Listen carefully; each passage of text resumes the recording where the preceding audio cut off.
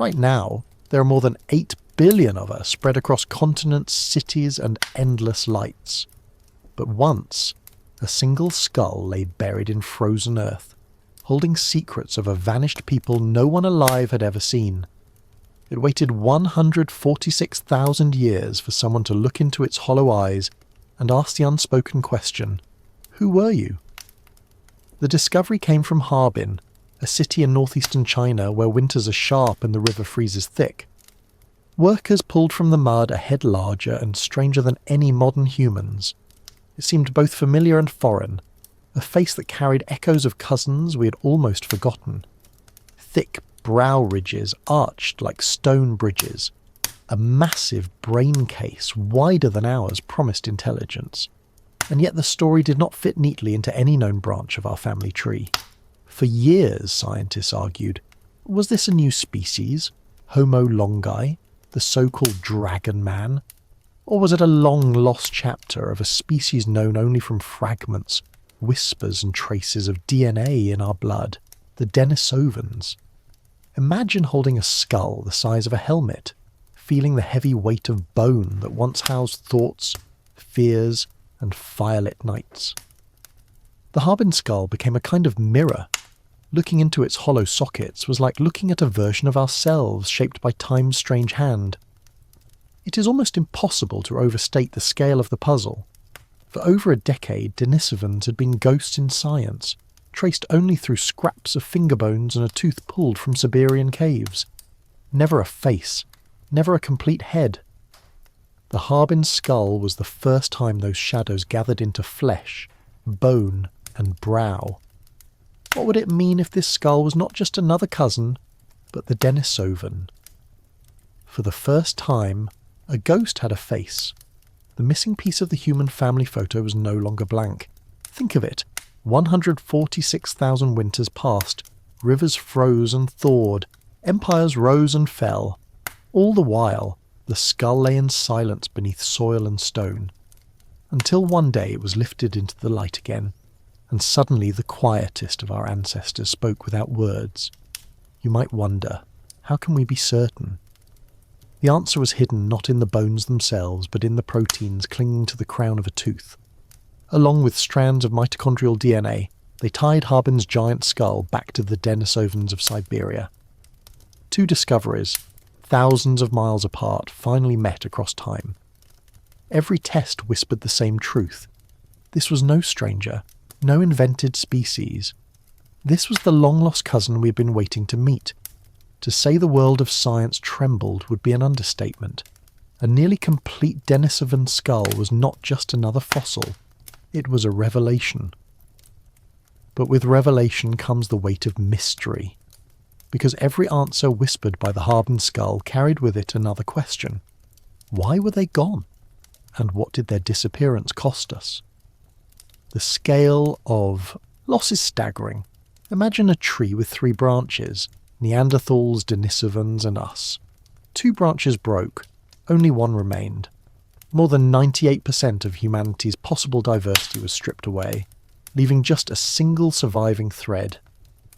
What would our world look like if all 3 branches had endured? Different languages, different tools, maybe even a different history written in the stones of cities. Instead, silence. Now imagine the climate of 146,000 years ago.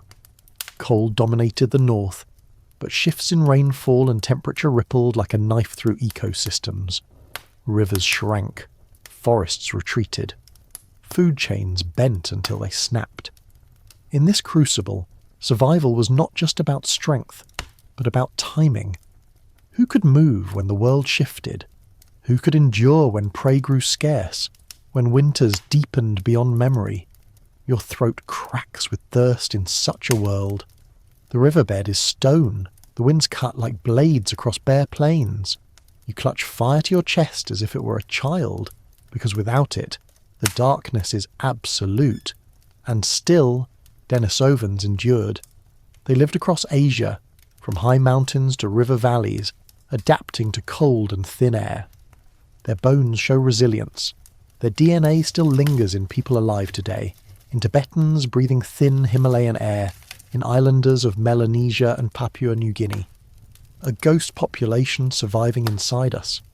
But in their own time, the balance faltered. Think of survival as a whirlpool. Biologists call it an extinction vortex. Numbers fall too low, and every blow, disease, famine, storms, becomes magnified. You cannot climb out once the spiral begins. It drags you deeper until silence replaces breath. Was this the fate of Denisovans? Maybe you're listening from a quiet bedroom in New York, or on a night drive through Texas or somewhere else entirely. Wherever you are, pause and consider. You carry inside you the faint echoes of cousins who once walked across Asia, now known only because a skull endured in the mud. And if this story keeps you company in the silence, tap the like, leave a trace, subscribe, so the fire of these voices keeps burning in the night.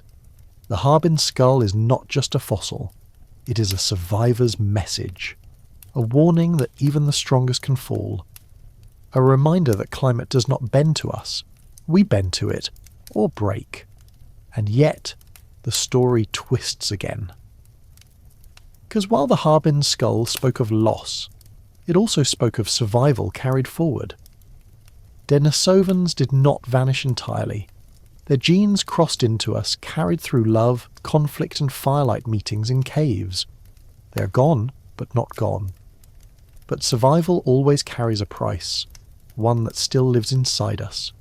That price is written in the smallest details of our biology, like scars pressed into stone.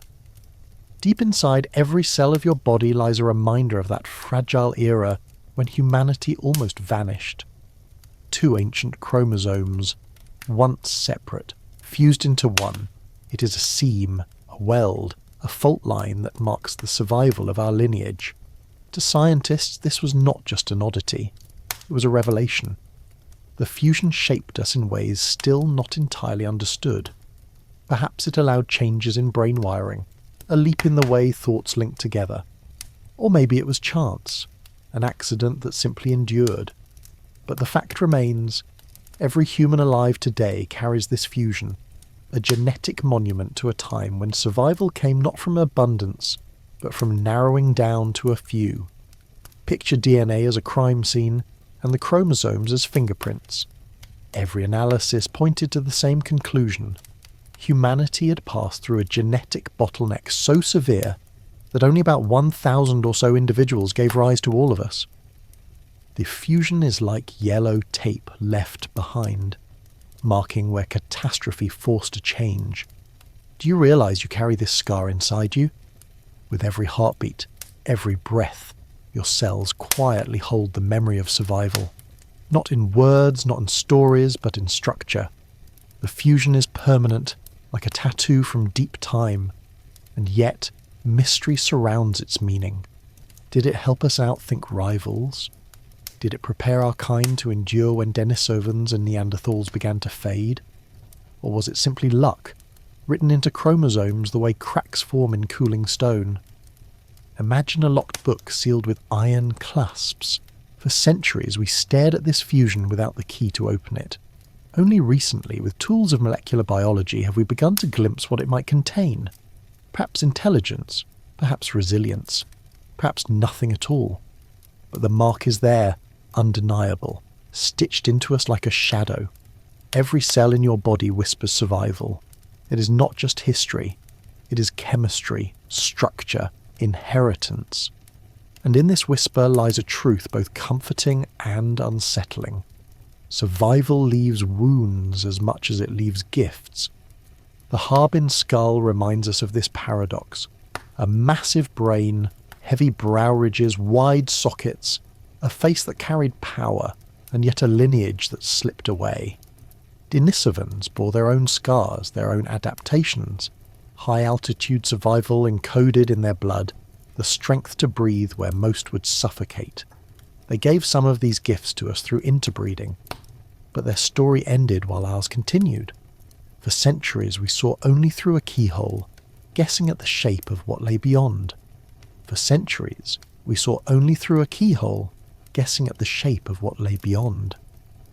Then, in 2021, a startling announcement cracked that keyhole wide open. a research team unveiled their interpretation of the Harbin skull. They named it Homo longi, the dragon man, proclaiming it as a new species, perhaps our closest relative. The world was stunned. Headlines blazed, and for a moment it seemed as though we had stumbled across a completely new branch of humanity. But the story refused to settle. Other voices in science urged caution. Could this giant skull really belong to an entirely different species? Or was it the long-sought face of the Denisovans? The debate ignited like fire catching on dry grass. One skull, one face, but two interpretations. Two stories of our origins diverging in the dark. Imagine that. 117,000 years of survival compressed into one fossil. The Harbin skull represents more than a specimen. It is a silent witness to an age when glaciers grew and retreated, when families of humans huddled in caves against endless winters. To call it Homo longi was to write one story. To connect it to Denisovans was to write another. Which one was true? Where could they have hidden when the world itself seemed to burn and freeze by turns? If the Denisovans spread across Asia, leaving traces in the genes of living people from Tibet to Papua, where was their refuge? The Harbin skull hints at an answer, but does not tell us outright. A valley, a river, perhaps a hidden cave, places that kept them alive while the climate tested every living thing. Close your eyes and imagine the scene. A cave mouth opening onto black waters, firelight flickering against stone walls, shadows of a small band etched across rock. They survived here, night after night, through hunger and cold. The skull is not just a bone, it is a fragment of their memory. The deeper scientists looked, the more the dragon man resisted easy classification. Protein sequences and mitochondrial DNA from the crown of a tooth pulled the skull toward Denisovans, linking it with Siberian finds thousands of miles away. Like a puzzle piece clicking into place, the ghost species suddenly had a face. The supposed Homo longi blurred back into the shadow of our long-lost cousins, and yet the refuge remains a mystery. What landscape sheltered them? Was it riverbanks in northeastern China or mountain caves further west? Did they trade, wander, or hold their ground while the ice tightened its grip? The answers are buried in silence, waiting for the next discovery to lift the veil. The Harbin skull keeps its secrets, even as it reveals its lineage. It gave us the face of Denisovans, but not the map of their survival. That remains hidden, a riddle carved into time itself. Was it a valley, a cave, or a chance no map will show? Whatever the refuge was, its existence meant one thing. The survivors endured long enough to ignite fire, and fire was more than heat. It was protection, ritual, memory. A thin wall of light against the dark. Fire was the line between ending and beginning. Picture them crouched beside flames, bones cracked and sizzling as marrow dripped into the embers. The smell of smoke clung to their skins, becoming as much a part of them as the genes they carried. Around the circle of fire, the night extended into hours no other creature owned. Darkness became a second day, a new canvas for thought and story. The earth itself seemed to keep no record of these nights. Fossil gaps stretch across tens of thousands of years, as though time itself had erased their footprints. And yet, evidence survives in fragments, the way a broken vase still hints at its shape. From those fragments, one number shocks us. About 65% of human diversity vanished forever in that age. Think of it. Almost 2/3 of all possible paths of our lineage closed, snuffed out in silence. Weakness, hunger, disease. Each blow sharpened the bottleneck until survival itself looked like fragility. And yet, paradoxically, fragility became strength. Those who endured were not the strongest in raw force, but the ones who could adapt, bend, and lean on each other when the winds of disaster tore through the world. The Harbin skull carries that truth in its heavy ridges and cavernous sockets. The flame reflected in those eyes was more than light. It was a covenant. Every tool chipped, every ember carried from cave to cave was an act of defiance. Imagine them learning to keep embers alive beneath ash, saving fire from the rain, feeding it with the last scraps of wood. Fire was memory carried in hands. It became a language before language, a way to say, we are still here. What if every flaw we carry, our tendency toward vulnerability, our reliance on one another, was forged in those firelit nights? Weakness itself became proof of survival, an inheritance as vital as the chromosome fusion. Without it, there would be no us. The fossil record hides its secrets, but the scars remain. Every fragile detail of our psychology, the need to gather, the fear of darkness, the comfort in shared warmth, echoes those long-forgotten nights. Fire made us human, not only because it warmed our bodies, but because it bound us together. Every flaw in us is a scar from the firelit refuge. What followed wasn't recovery. It was ignition. From the brink of silence, something began to stir that no cave, no valley, no storm could contain. Out of fragility came resilience, and out of resilience change.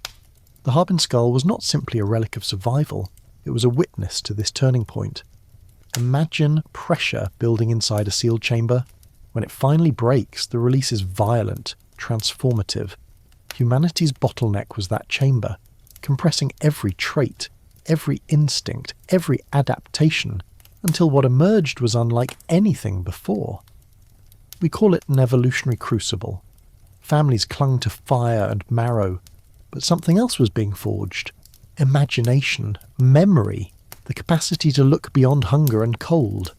The population was tiny, maybe only a few thousand scattered across vast continents, yet inside those small bands, a spark caught. Survival is usually about endurance, but here, endurance shifted into innovation. Picture the first moment when a bone shard was sharpened, not just to break, but to pierce.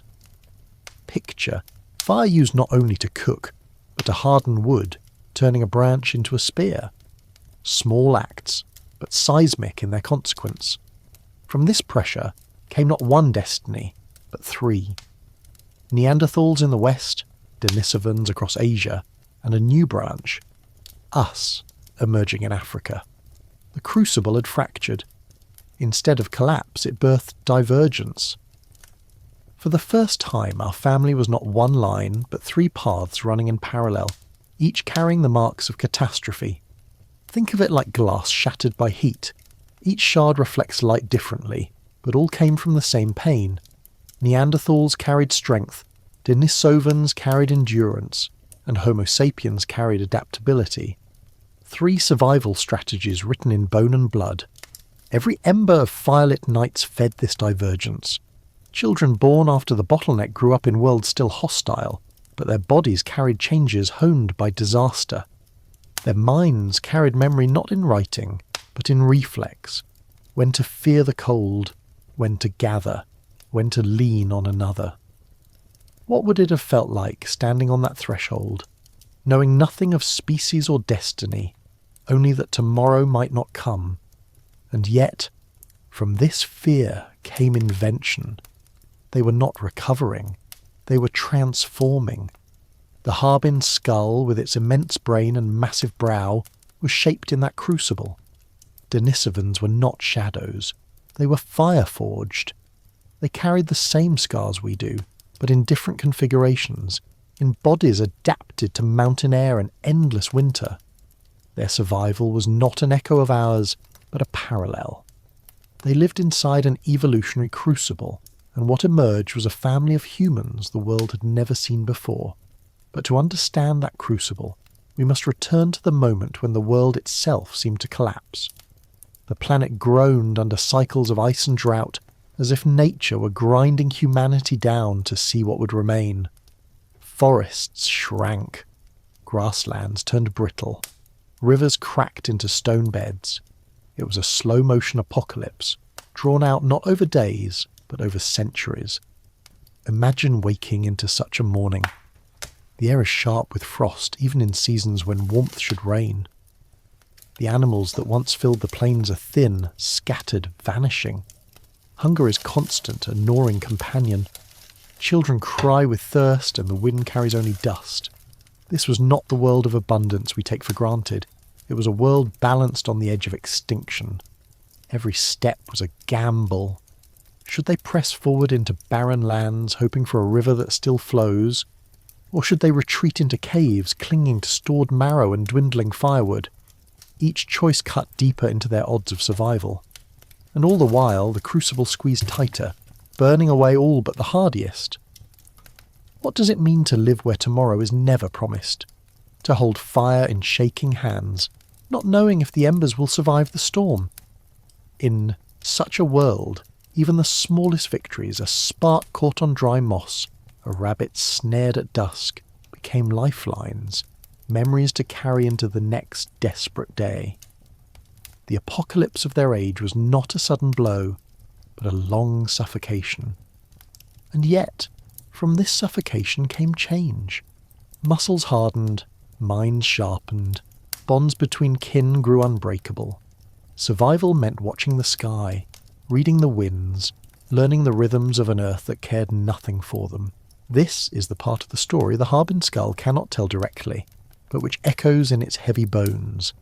Denisovans bore the weight of those centuries. Their massive jaws, their robust build, their wide nasal cavities, each was an adaptation etched by catastrophe.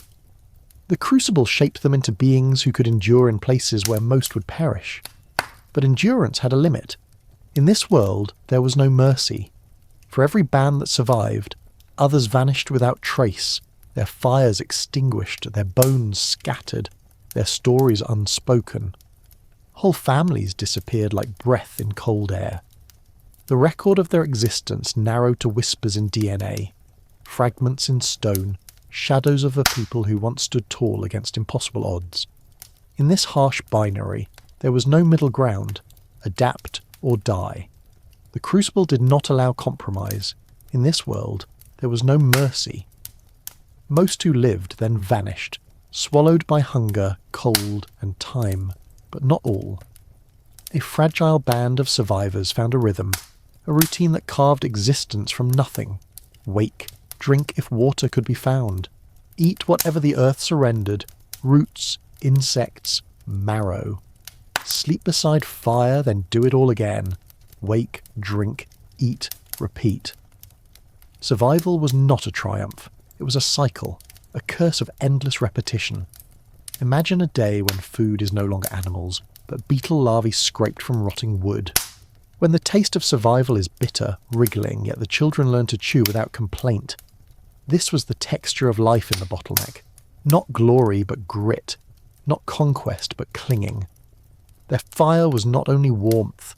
It was a heartbeat they carried from day to day. A smouldering ember wrapped in ash, hidden beneath furs, passed from hand to hand like an heirloom. Without it, night was unbearable. Predators circled, and the cold stole breath. To lose fire was to lose tomorrow, and still the days fell one by one, nearly indistinguishable. Progress was invisible. They did not build cities or carve symbols into stone. They endured. That was all. For generations, endurance became identity. Think of the psychological toll. Every dawn was another trial of the same: hunger, cold, darkness. Small bands trapped in cycles so tight they could hardly imagine escape. What does hope look like when your world shrinks to the size of a cave, when your food is worms and bones, when every breath feels borrowed?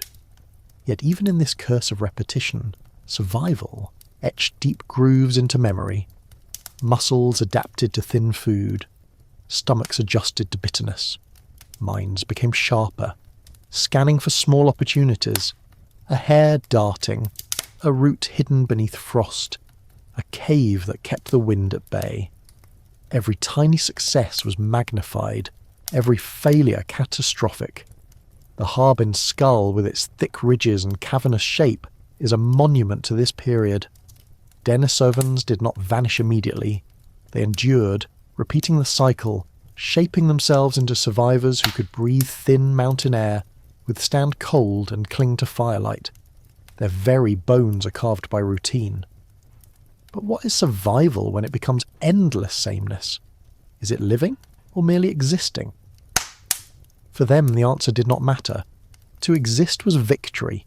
Every child who swallowed larvae, every hand that shielded embers, was another chance for the lineage to continue.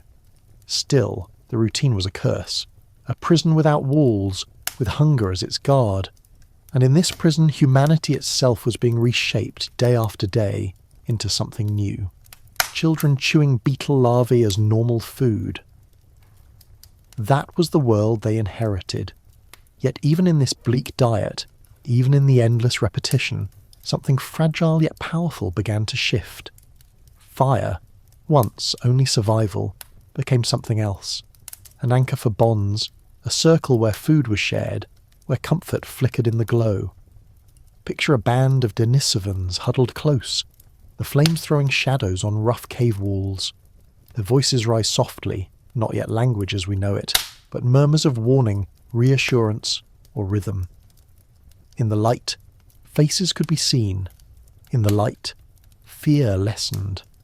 Fire stretched the day beyond sunset, carving space for thought, for story, for beginnings of memory. Food, though meagre, took on new meaning in the fire's glow. Cracked bones yielded marrow roasted to sweetness. Eggs scavenged from nests became nourishment to divide among kin. Even the bitter insects, when laid on the edge of flame, turned edible. Fire was not only warmth, it was transformation, changing what was raw and harsh into what could sustain. And there, in the circle of light, bonds grew. A hand extended marrow to a child. A mother passed fire-warmed roots to the frail. Compassion was not separate from survival. It was survival. Without care for the weakest, the band itself collapsed. Without sharing, the fire itself meant nothing. It is easy to imagine survival as teeth and claws, the strongest prevailing while the weak fall away. But in those caves, something different took shape. They discovered that kindness too could sharpen into a weapon against extinction. Every ember reflected not only in eyes, but in gestures. Who shared, who protected, who taught. What would it have felt like, sitting beside those flames, knowing the cold pressed close outside? The crackle of wood became as reassuring as a heartbeat. The circle around the fire was a fragile fortress where cooperation was shield and spear. The Harbin skull, immense and weathered, once held a brain that sat before fire like this. That brain did not only calculate or endure, it remembered, it imagined, it bonded. The traces of that bonding remain with us still, in every instinct to gather, to tell, to comfort. Even kindness was sharpened into a weapon. It was no luxury, no softness.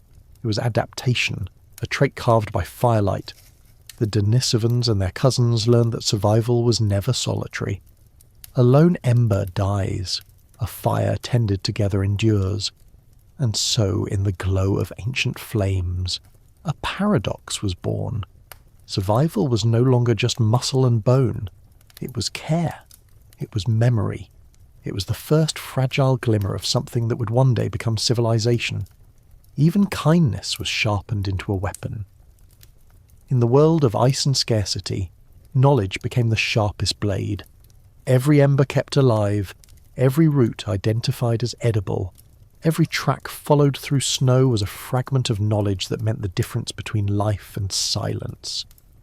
And knowledge could not remain locked inside one mind. It had to be passed down, shared like marrow split open at the fire.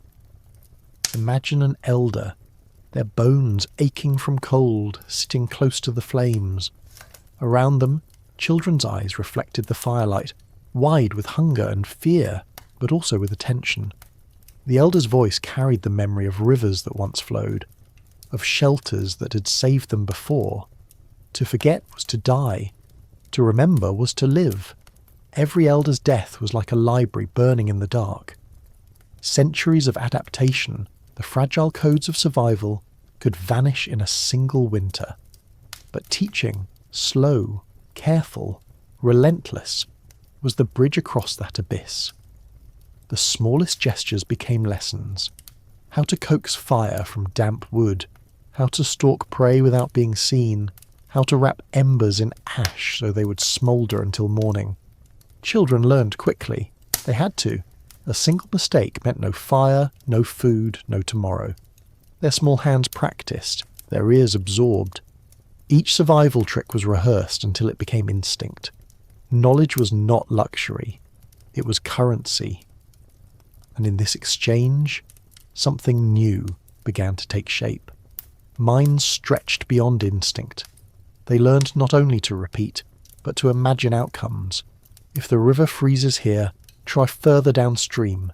If the storm blocks the valley, cross the ridge.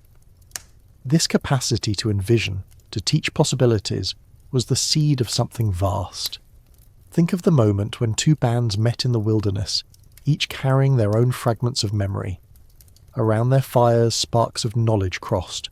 One band taught a knot, another showed a path, another revealed a route that could be eaten when all else failed. The fires grew side by side, and futures were exchanged in the glow. It is tempting to see these gatherings as rare, but they were vital. In the crucible of survival, sharing knowledge was not optional. It was the only way the lineage could continue. The Harbin skull, massive and weathered, once belonged to a mind that carried these fragile sparks. The thoughts inside it were not wasted. They were given, taught, woven into others. This is why we survived when so many vanished. It was not strength alone. It was memory. It was teaching. It was the quiet chain of knowledge passed from trembling hands to steady ones, from weary eyes to eager ones. Fires lit side by side, futures exchanged. That was how small bands survived. Not as isolated sparks, but as a constellation of embers scattered across vast landscapes. One valley might hold a family. Another, weeks of walking away, might shelter cousins they had never seen. If one fire went out, another still burned. Humanity became a network, fragile yet resilient, long before cities or maps. It is easy to forget how precarious this system was. One valley, one flood, one sudden disease could erase an entire lineage. Families vanished like candles in the wind, leaving no trace but silence. And yet, paradoxically, scattering increased the odds that someone somewhere would survive. Diversity of location became diversity of hope. Imagine the sight. After months of solitude, a distant fire flickering on the horizon. Strangers arrive, though their faces are familiar in their similarity.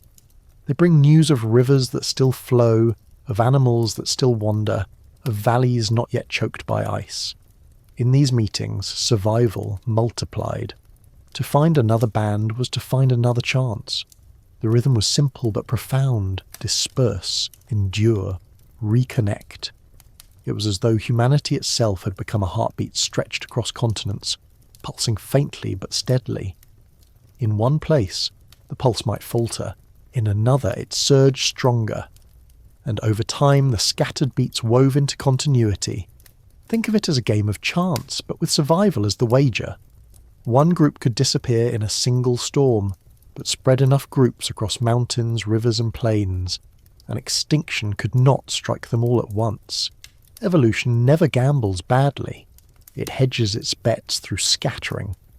Now imagine cousins arriving after months of absence, stepping into the circle of fire.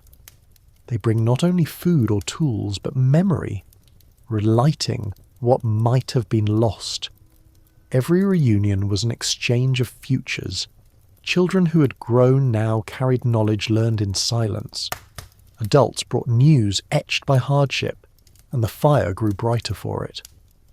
This metapopulation, the dispersed network of small bands, was humanity's hidden strength.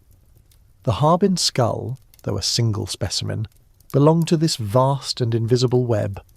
Denisovans in Asia, Neanderthals in Europe, and our ancestors in Africa all lived within versions of this fragile network. It was not one story, but many braided, together across distance and time. Every heartbeat today is an echo of those scattered survivors. Every city, every gathering, every shared story is a magnified version of those early constellations of fire. What was once fragile is now immense, but the principle remains. We endure together, not alone. But these weren't the same humans who entered the bottleneck. Something had changed forever. Genes tempered by disaster were now unleashed into a world slowly healing. Rains returned, carving valleys into green again. Rivers roared awake where stone had been dry for centuries. Forests crept forward, filling the silence with birdsong and insects. After so many winters of suffocation, the earth exhaled and life surged back. From the narrowness of survival, populations began to swell. The numbers were still small, but compared to the abyss behind them, it was a flood. Imagine a dam bursting after centuries of pressure. Once it breaks, the torrent reshapes the landscape. So too did humanity expand, spilling into new lands, filling empty spaces with firelight and voices. From perhaps only 1,280 ancestors came tens of thousands, then hundreds of thousands. For the first time in nearly 1,000,000 years, the future looked less fragile. Children lived long enough to become elders. Knowledge stacked upon knowledge. Survival was no longer just repetition, it became momentum. But this explosion did not create one humanity. It fractured. Out of the crucible came divergence. Neanderthals in Europe, Denisovans across Asia, and our own lineage in Africa. 3 branches, 3 experiments in survival, each carrying the scars of the bottleneck, but each shaped by the landscapes they claimed. Picture Neanderthals under ice-dark skies, their bodies stocky, their muscles powerful, honed for the hunt of mammoth and bison. Imagine Denisovans ranging across mountains, lungs built for thin air, bones wide and strong. And in Africa, our ancestors, lighter in build, restless in movement, adapting with flexibility rather than force. It was as if nature had thrown the dice 3 times. 3 variations of the same blueprint. 3 futures running in parallel. What might the outcome have been if all endured equally? A world with 3 human species, sharing fire, land and sky. The ecological stage demanded difference. Each lineage filled a niche, pressed by climate, shaped by scarcity. What survived was not chance alone. It was adaptation written in flesh. The Harbin skull is proof of this. Denisovans were not ghosts, but a fully formed lineage, with their own strengths, their own vision of survival. Still, divergence was double-edged. To grow apart meant to grow into competition. For now, though, the 3 branches flourished, scattered but strong. The echoes of catastrophe had turned into the roar of renewal. They adapted fast, but into something no longer like us. For the first time, our family tree grew 3 branches. One bent west into Europe, becoming Neanderthals. Another stretched across Asia, forming the Denisovans. The third rooted in Africa, where our own lineage, Homo sapiens, began to take shape. 3 shadows of the same ancestor, each moulded by a different landscape, each carrying different answers to the same question. How do you survive a world of ice and fire? Neanderthals were built for power. Broad chests, thick bones, muscles roped with strength. They became hunters of giants, driving spears into mammoths with precision and courage. They mastered cold in a way that made them seem almost carved from the glaciers themselves. For 400,000 years, they held Europe as their own. Denisovans were quieter in the record, but their reach was vast. They spread across Asia, from the Siberian caves where a single tooth whispered their existence, to the Himalayan peaks where their genes still help Tibetans breathe thin air. Their skulls, like the Harbin fossil, tell of immense brains and strong faces, a people forged for endurance. They were mountain dwellers, river wanderers, ghostly in their presence yet powerful in their adaptations. And then there were the sapiens, our ancestors in Africa. Slighter of frame, restless in spirit. Their gift was not brute force nor altitude resilience, but adaptability itself. They learned to live in forests, savannas, coasts, and eventually deserts. Where others specialized, sapiens improvised. 3 branches, 3 philosophies written into flesh. One of strength, one of endurance, one of flexibility.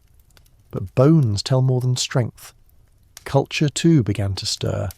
Neanderthals buried their dead, leaving flowers at graves. Denisovans left us fragments of tools and hints of ornament, as if they too shaped symbols. And sapiens began to innovate, carving stone into blades sharper than before, weaving fibres into rope, carrying ideas as readily as fire. It was here that the differences began to deepen. Neanderthals honed their bodies into survival machines. Denisovans carved themselves into the highlands and wide plains of Asia. Sapiens cultivated not only tools, but something stranger, the beginnings of culture that could outlive flesh. But one question hovered like smoke over every fire. Which branch would endure longest? Which survival strategy was strongest? The Harbin's skull, heavy and silent, is one of the few voices Denisovans left behind. Its ridges, its cavities, its immense brain, all speak of a lineage we now know only in fragments. They were not myths. They were us, and not us, a parallel humanity that almost carried the torch further. And yet, the most impressive adaptation wasn't in their bodies at all. It was in their minds, in the symbols and stories that began to bloom like sparks in the dark. Neanderthals, with their massive strength, started to show signs of something more than muscle. In caves across Europe, graves were dug, and bodies laid to rest with care.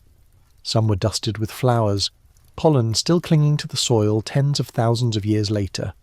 To bury the dead was to believe in meaning beyond the body. It was the first hint that survival was not only flesh, but memory. Denisovans too left shadows of culture. Though their material record is scarce, the fragments whisper. A carved ornament here, a shaped tool there. They were seafarers who pushed across islands, and mountaineers who mastered the thin breath of the Himalayas. Genes they passed into modern Tibetans still carry that gift today. The ability to live where air is barely enough for lungs. Their legacy lies not only in artifacts, but in the quiet endurance etched into our blood. Meanwhile, sapiens in Africa were restless innovators. Their hands shaped stone into blades sharper than claws. They carried shells from distant coasts, strung into ornaments that spoke of identity and belonging. They painted with ochre, leaving marks that still stain cave walls with red. Where others lived in the moment, sapiens began to dream forward. The three branches were not isolated. Winds carried smoke, rivers carried footsteps, and sometimes fires met. In those rare gatherings, something more intimate than trade occurred. Bloodlines crossed. Denisovans and sapiens bore children together, as did Neanderthals and sapiens. Their children walked between two worlds, carrying fragments of each lineage forward. You carry those fragments now, hidden in your DNA. Imagine the scene: a Denisovan woman, strong and wide-faced, meeting a sapiens wanderer beneath a cliff. The two sit by the same fire, strangers yet not strangers, bound by the same hunger, the same need for warmth. From such meetings the future was written in blood. It is easy to think of them as separate species, but in truth they were family. Divergent, yes, but still able to join, still able to share more than tools. Despite being scattered across continents, they were one human family, braided by survival and by intimacy. And the proof is not speculation, it is in you. In the genes that let some breathe mountain air, in the echoes of Neanderthal strength, in the traces of Denisovan endurance. The family tree did not only diverge, its branches touched, twisted, and crossed. Despite being scattered across continents, they were still one family, and the proof is in our blood. The bond was deeper than geography. No matter how far they roamed, every branch of the human family carried the same fused chromosome, the same ancient scar of survival. That shared mark bound them together as kin, even when their tools, bodies and rituals began to diverge. In Africa, sapiens crafted tools of startling uniformity. Sharp blades of stone, shaped with precision, began to appear across vast distances. This was more than survival. It was standardization, the quiet emergence of a shared language of hands. Tools became messages carrying knowledge across time and terrain. Neanderthals, in their frozen realms, took their own leap. They hafted stone points onto wooden shafts, binding them with sinew. The result was deadlier, a weapon that extended reach and power. Coordination was their strength. Mammoth hunts were not chaos, but orchestration. Imagine spears flying in unison, heavy bodies crashing to the ice, the kill shared in ritual and necessity. Denisovans, elusive but enduring, added their own chapter. In the high mountains of Asia, they discovered plants that healed, roots that calmed pain, leaves that fought infection. Their genetic legacy in modern population suggests more than brute adaptation. It hints at knowledge, passed in whispers and practice, that let them survive where others would fail. Picture a healer crouched by a fire, mixing leaves in stone bowls, offering survival in doses of bitter green. 3 branches, 3 innovations. Yet the greatest leap was not in stone or wood, not in medicine or hunting. It was invisible, carried not in tools but in the spaces between people. The invention was society itself. What does it mean to create society? It means deciding who may marry whom, who shares food, who leads, who remembers. It means binding individuals into something larger, something that lasts beyond a single life. The traces of these choices can be seen in DNA itself, in patterns that suggest rules of kinship, systems of exchange, webs of belonging. Tools and weapons could be lost in the soil. Medicines could wither in forgotten leaves. But society, relationships, obligations, shared memory, was immortal in a different way. It carried forward in children, in rituals, in trust. The Harbin skull reminds us of this invisible leap. Its cavernous brain case did not only house strength, it housed bonds. It housed memory of who belonged and who did not, who gave and who received. That was the true invention, the one that let small bands survive catastrophe and grow into something greater. The most important creation was invisible, society itself. At first, society meant nothing more than survival rules, who shared fire, who guarded the children, who carried the embers across snow. But slowly those rules deepened. They became patterns, obligations, and bonds that lived longer than any individual. What began as instinct grew into structure, the earliest scaffolding of civilization. The fire no longer just kept them alive at night, it lit the first sparks of identity. Each flame was a gathering point, a centre where people knew they belonged. Around it, roles emerged: hunters, gatherers, healers, storytellers. These were not written but remembered, not spoken in formal words but carried in practice. Evidence survives in the quietest places, in genetics, which reveals that marriages and unions were not random. Patterns show deliberate choices, hints of rules about who joined with whom. These were not accidents of chance, but the beginnings of kinship systems, proof that social order shaped survival as much as muscle or tool. Trade too may have begun as gift, a flake of stone, a carved ornament, a root that healed. Small exchanges bound groups together across valleys and rivers. Each gift was not only material, it was a thread woven into trust. What began as survival became obligation, an early economy of care and reciprocity. And as groups bound themselves tighter, something new stirred in the air. Whispers grew sharper, sounds stretched into patterns. The first murmurs of language took shape in warning cries, in calls across the hunt, in shared rhythms around the fire. Imagine the leap, not just gestures or grunts, but symbols that pointed to ideas, to places, to times unseen. Survival shifted in that moment. No longer was it only about spears and marrow. It was about communication, memory shared in words. With language, one fire's knowledge could leap to another, carried not in bones but in sound. With language, cooperation grew vast. Emotions too deepened. To speak is to connect, to share not only need but thought, dream and fear. The bonds of society thickened, binding people together in invisible cords of belonging. In this web, survival was no longer solitary. It was communal, woven by words as much as by fire. The Harbin skull, heavy with its cavernous brain, once housed a mind that may have felt these stirrings, a mind that could whisper danger, call out across the dark, soothe a child with a rhythm that echoed into meaning. Language was being born, not fully formed, but undeniable in its potential. Out of whispers for food and warnings of danger, language was being born, the tool that would one day build empires. And with language came something inevitable, the ability to recognize, to connect, and to compete. The age of cooperation was fading into an age of encounter, when one branch of humanity would meet another not as rumour, but as reality. Small groups began to wander further, carrying fire and memory across mountains and seas. Imagine the first time a band of Homo sapiens, lean and restless, crossed a ridge and looked down upon a valley.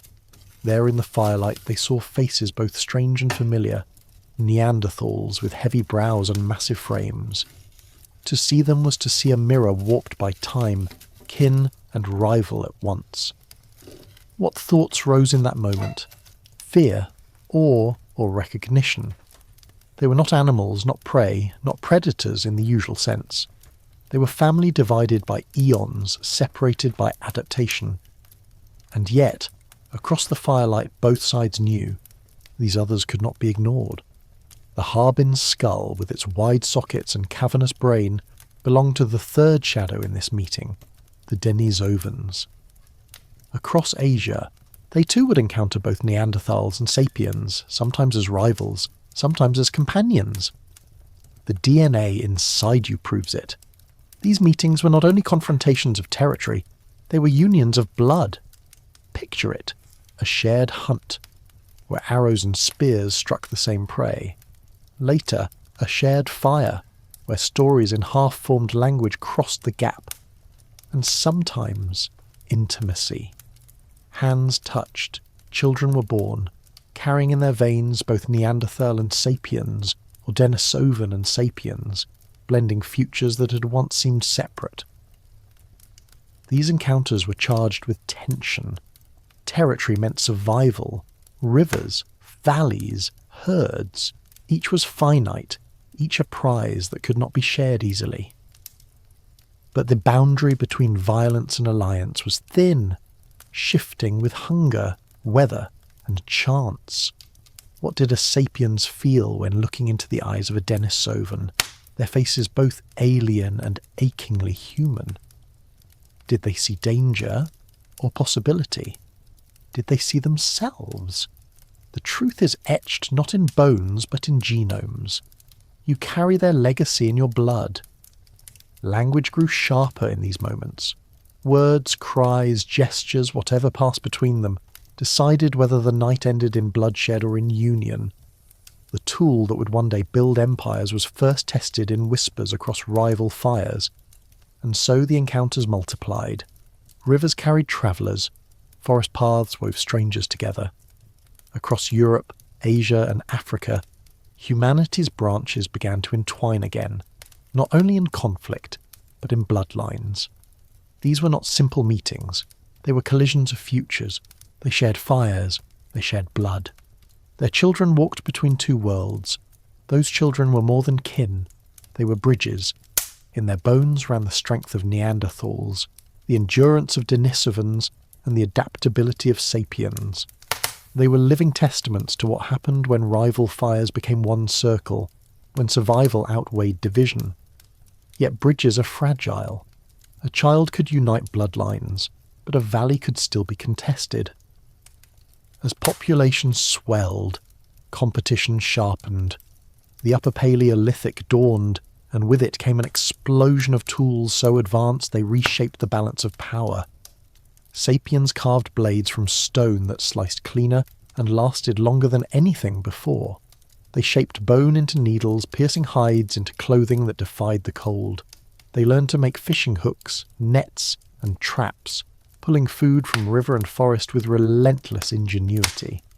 Where Neanderthals and Denisovans mastered endurance, sapiens mastered invention.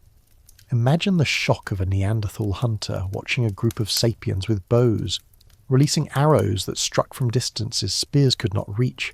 Imagine Denisovan seeing nets strung across rivers, pulling fish from the current in numbers unthinkable before. These were not just tools, they were revolutions, small but decisive. And with tools came art. Cave walls blossomed with red and black animals, painted with precision and spirit. Shell beads rattled as ornaments, and bones were carved into flutes that breathed music into the dark. These were not luxuries, they were declarations. We endure not only in body but in meaning. The Harbin skull speaks silently against this backdrop. Its immense brain belonged to a people who endured in harshness, who adapted to heights and cold that broke others. And yet they left no symphonies on stone, no galleries of painted beasts. They left us strength, they left us genes, but not the same flood of symbols. What does it mean to survive? For Denisovans and Neanderthals, it meant endurance, mastery of place, resilience. For sapiens, it became something more dangerous, innovation without end. The Upper Paleolithic toolkit was not just an improvement, it was a turning point. It tilted the balance. The children of mixed bloodlines carried possibility, but the tide was shifting. Slowly, subtly, the innovations of sapiens spread further, reached faster, consumed wider. The world was beginning to tilt toward one branch, and yet, in that tilt, tragedy brewed. For every fire that expanded, another was extinguished. The first to dim were the Neanderthals. For hundreds of thousands of years they had ruled Europe, their strength and resilience unmatched. But strength was no longer enough. As the climate shifted and resources grew scarce, the newcomers, Homo sapiens, brought tools and tactics that cut deeper than muscle. Picture a Neanderthal band standing on a ridge, watching as sapiens moved below with spears tipped by stone blades, so fine they sliced through hide with ease. Clothing sewn with bone needles let them wander colder lands without fear. Where Neanderthals fought the mammoth with courage, sapiens multiplied their chances with strategy and technology. It was not brute force that toppled them, but the relentless weight of innovation. And still, Neanderthals did not vanish at once. For thousands of years they endured alongside sapiens, sometimes warring, sometimes trading, sometimes loving. Their genes slipped into ours, leaving traces in the immune systems of modern people, echoes of ancient intimacy. Yet gradually, their fires went out. By 40,000 years ago, Europe's great hunters were no more. The Denisovans lasted longer, hidden in the vastness of Asia. They had no continent-wide dominance, but their reach was astonishing. From the freezing Siberian caves where their bones were first found, to the high plateaus of Tibet, to the islands of Southeast Asia, their presence was scattered but wide. Like ghosts, they appeared everywhere and nowhere. But scattering is not the same as thriving. Each pocket was fragile, vulnerable to famine, to isolation, to encounters with sapiens who carried the unstoppable tide of invention. Slowly, their shadows thinned, a tooth here, a fragment of bone there, whispers of a people whose face is now preserved in the Harbin skull. The tragedy of their vanishing is not simple conquest. It is the quiet mathematics of survival. Larger numbers, faster spread, more flexible tools. Sapiens pressed forward and the others dwindled. Competition sharpened the edge, but so too did chance, climate and time.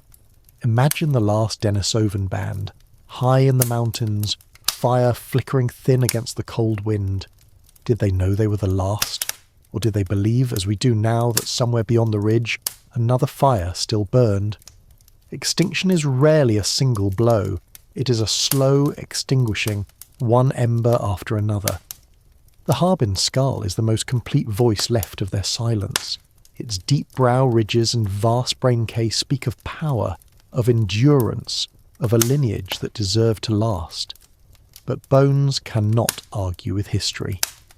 By the time sapiens spread across the globe, Denisovans had faded into whispers of DNA and fragments of fossil. And yet, their story did not truly end. For though their fires went out, their blood did not. It lingers in us, carried silently through millennia, woven into the double helix of living people. In Tibet, a gene from Denisovans helps lungs draw oxygen from the thinnest of air. Without them, life at the roof of the world might have been impossible.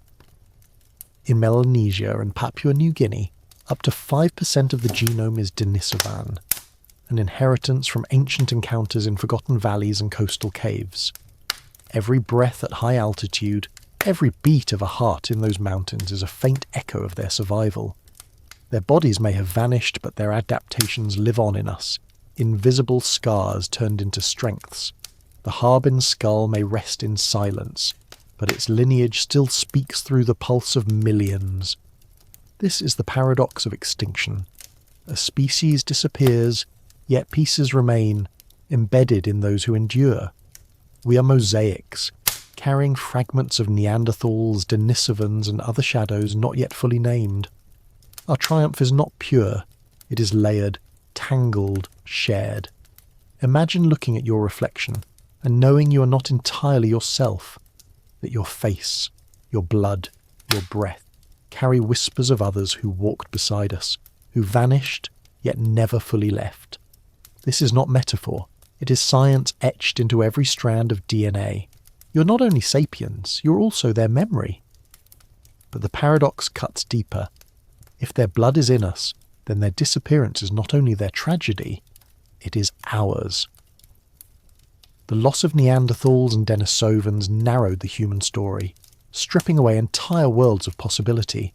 Languages never spoken, songs never sung, tools never invented, civilizations that might have risen but did not. We carry them, but only as fragments of what might have been whole. Still, survival is never clean. It is not about fairness or deserving. It is chance sharpened by adaptation. Sapiens spread further, faster, overwhelming the map. Denisovans retreated into memory, leaving only their genes behind. And so, in every living person, the ancient collisions of firelight still flicker. The children of mixed blood did not vanish. They became us. We are their legacy, their last chapter still unfolding. But carrying their blood is not the same as carrying their world. Their minds, their rituals, their visions are gone, like smoke scattered by wind. What remains is inheritance without memory, strength without voice.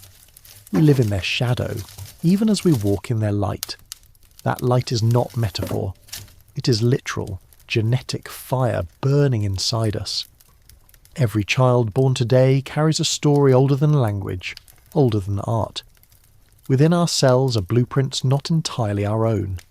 Neanderthal fragments help regulate our immune systems. Denisovan genes help some of us breathe at high altitudes. Their shadows shape our bodies, even as their voices are gone. When you draw breath on a mountain, when your body fights infection, when your blood carries oxygen across your veins, you are leaning on them. They're gone, but they carry you still. This is not memory in the ordinary sense. It is memory deeper than thought, memory written into the marrow of your being. The triumph of sapiens was never solitary. We are not a species that stood alone against the storm. We are a braid, woven of many threads, strengthened by the survival of those who joined us in fleeting encounters by firelight. Every time we look at the Harbin skull, we are not staring at a stranger. We are looking at part of ourselves locked in bone and shadow. But triumph is also responsibility.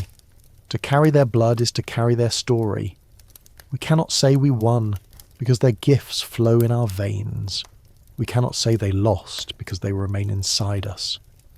The boundary between victory and loss blurs into something more complex. Inheritance.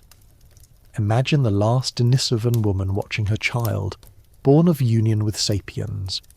Did she know that her lineage would continue, but not as it had been? That the face of her people would dissolve into ours, surviving only as fragments, silent yet enduring? This is why we live in their shadow. Because their extinction was not complete, it was transformation.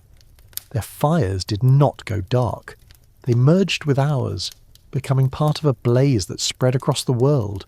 Every city skyline, every ship at sea, every whisper of music is shaped by the echoes of their endurance.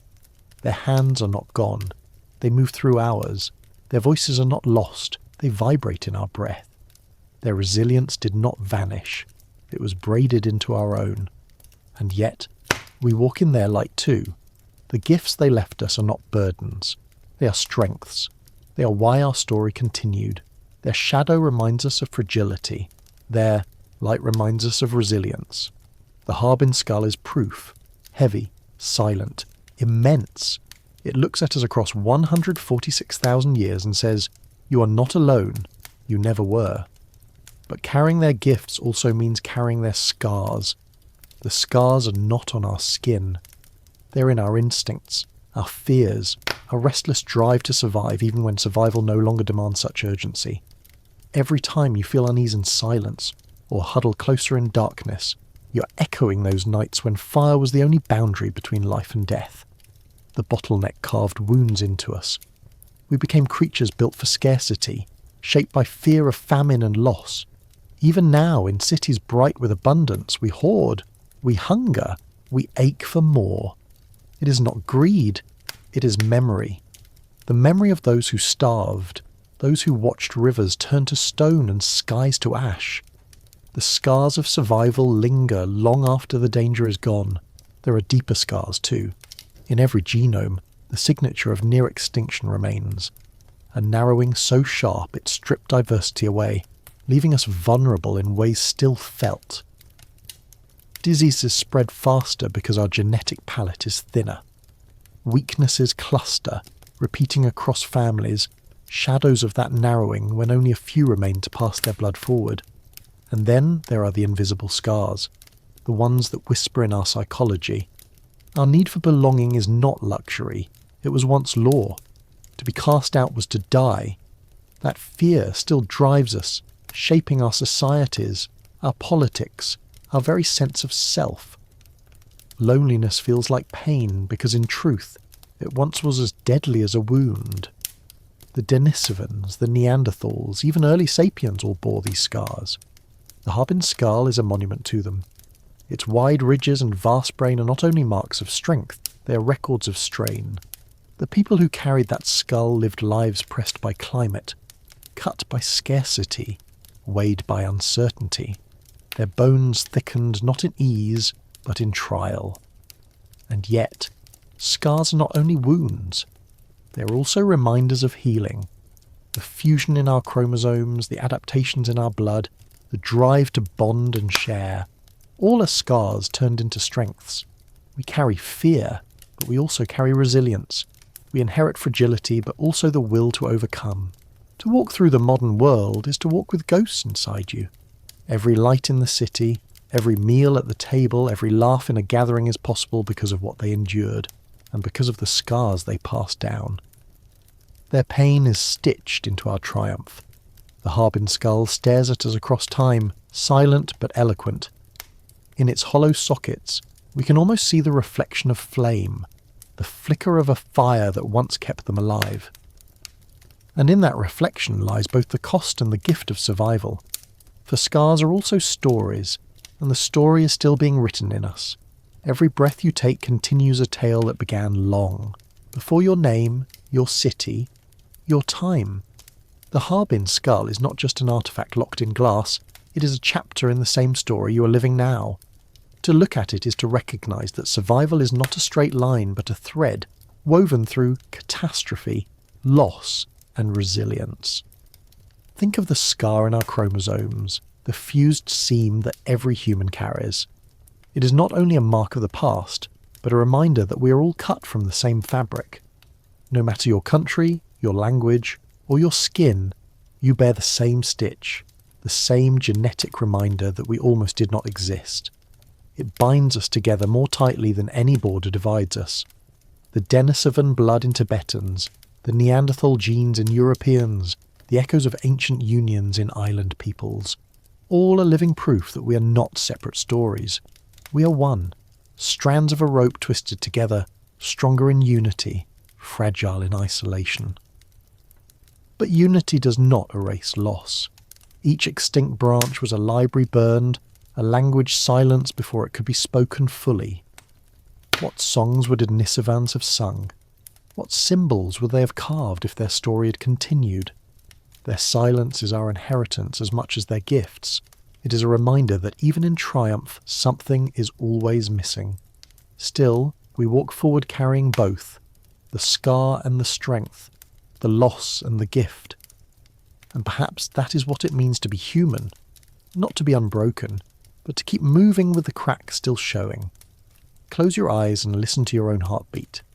That sound is not only yours, it is an echo of theirs. It is the rhythm of survival, passed down like embers hidden in ash, smouldering through millennia until reignited in you. This is why their story is still being written in us, because every kindness, every invention, every spark of imagination is built on the foundation of those who endured in the dark. You are not apart from them, you are their continuation, and yet if their scars live in us, then so must their warnings. To forget the fragility of survival is to risk repeating their silence. The warning is written not in books, but in bones and genes. It tells us that no species, however powerful, is guaranteed tomorrow. Neanderthals stood unchallenged in Europe for hundreds of millennia, yet they are gone. Denisovans range from Siberia to the Himalayas, leaving strength etched into our DNA, but their fires dimmed into shadows. We alone remain, but only by chance, by adaptation, by scars carried forward. What does it mean to remember their warnings? It means recognizing that abundance is temporary. Climate can shift, rivers can vanish, skies can darken. The same forces that pressed our ancestors into bottlenecks still exist, patient and immense. The earth does not promise us permanence. It also means recognizing that division is peril. Our ancestors did not endure by isolation. They survived by weaving together, by sharing fire, by mingling blood, by creating networks of kinship and memory. When we fracture too deeply, when we forget our shared origin, we risk repeating their narrowing, cutting away our own future. Look at the Harbin skull once more. Its heavy brow ridges, its cavernous brain case, its silent sockets. All of it says, strength alone is not enough. Endurance alone is not enough. Innovation alone is not enough. Survival belongs to those who carry forward scars and lessons, not just victories. And in this lies the final paradox. We are both fragile and immense. Fragile because we almost disappeared. Immense because from that near extinction came a species that reshaped the earth. Fragile because our unity is thin. Immense because our capacity for imagination is vast. The scars remind us of the cost, but also of the promise. Perhaps this is the true gift of the Denisovans and Neanderthals. Not only their genes, but their absence. Their silence is a mirror. It forces us to ask whether we will vanish too, or whether we will learn to carry our scars wisely. We are not the first to hold fire against the dark, but we may be the last who can decide how long that fire burns. The story of those 1,280 survivors is still being written, in us. We are the species that does not give up. We are the children of near extinction, the ones who stood on the edge of silence and stepped forward. Every heartbeat you feel carries the rhythm of those who endured famine, fire, and endless winters. Their story did not end in caves or in skulls buried beneath frozen rivers. It is alive in you, in me, in everyone who walks the earth today. Look at the world around you. 8 billion lives, cities of light stretching across continents, ships carving oceans, voices carried by wires and waves. All of it began with them, with the fragile few who carried embers across ice and marrow across deserts. From their fear, our courage was born. From their hunger, our creativity ignited. From their scars, our resilience emerged. But this triumph is also a warning. Extinction is never far.